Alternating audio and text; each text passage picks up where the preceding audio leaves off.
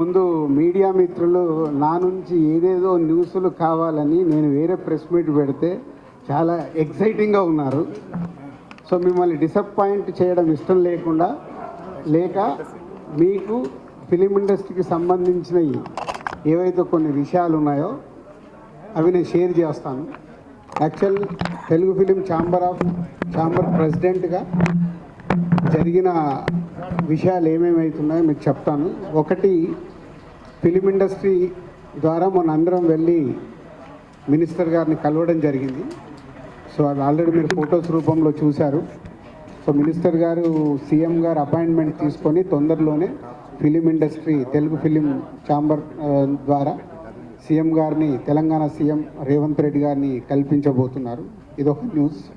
అది డేట్ రాగానే మళ్ళీ మీకు అఫీషియల్గా చెప్తాం. సో సెకండ్, ఈ సంక్రాంతికి రిలీజ్ కాబోతున్న సినిమాల గురించి మొన్న ఛాంబర్లో అందరు ప్రొడ్యూసర్లతో మీటింగ్ చేయడం జరిగింది. ఆ మీటింగు లోపల ఏం జరిగింది మాకు తెలుసు, కానీ బయటకైతే రకరకాల స్టేట్మెంట్లు, రకరకాల మ్యాటర్స్ స్ప్రెడ్ చేశారు.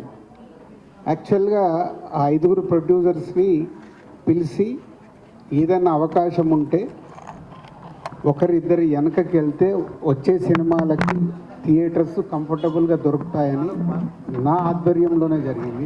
ఎందుకంటే నా సినిమా నేను పోస్ట్పోన్ చేశాను కాబట్టి నేను లీడ్ చేస్తే బాగుంటుందని అందరూ ఆ 5 నిర్మాతలు కోరుకున్నారు.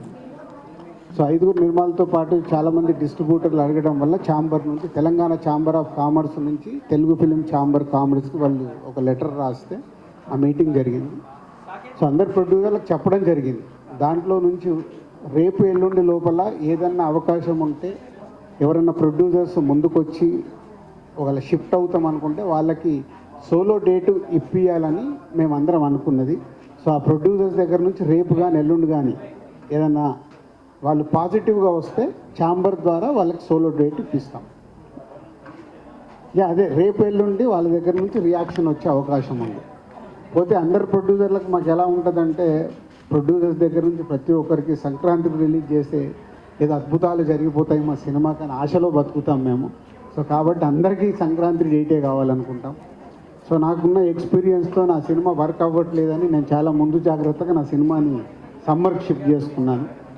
సో అలాగే ఎవరైనా ప్రొడ్యూసర్స్ ముందుకు వస్తే అది జరుగుతుంది. అది రేపు ఎల్లుండి అలాంటిది ఏదైనా జరిగితే మళ్ళీ అఫీషియల్గా మీకు ఏదో ద్వారంగా న్యూస్ ఇస్తాం. దయచేసి సోషల్ మీడియాలో కానీ అక్కడ తెలియని న్యూస్లు రాసేసి అనవసరంగా రాద్ధాంతం చేయకూడదు. సో ఇక్కడ ఈసారి దిల్ రాజు మీకు దొరకలేదు కాబట్టి రాద్ధాంతం కూడా చేయలేరు అనుకుంటున్నాను.